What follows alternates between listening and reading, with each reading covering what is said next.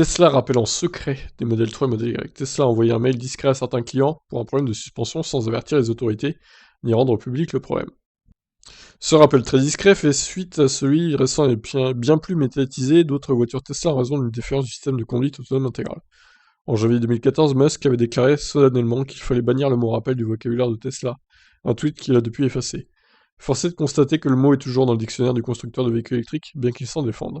Un email de la marque reçu par de nombreux conducteurs américains indique que leur modèle 3 ou leur modèle Y pourrait être affecté par le desserrage de fixation sur la suspension avant. Ce problème affecterait des véhicules récents construits entre janvier 2019 et juin 2021, quand même 2 ans et demi. Waouh. Les conducteurs concernés évoquent sur internet des grincements, des craquements. Ce que Tesla traduit dans son email par un bruit anormal de la suspension avant. Serait-ce le début de la fin pour Tesla qui a augmenté le prix de ses modèles de plusieurs milliers d'euros cette année? Le début de la fin, non, ils sont pas bien, eux. Ce qui est sûr, c'est que le souci de suspension n'est pas nouveau. Sur les Tesla, un certain Case Leach accuse régulièrement cette pièce mécanique de tomber en panne trop tôt. Il a même inventé le terme Wumpy Wheels, roue cogneuse, pour évoquer les dizaines de Tesla qui jonchent les casses et les ventes aux enchères, victimes d'un problème de leur suspension. Fin 2020, une suspension s'est brisée à 200 km/h sur une autoroute allemande.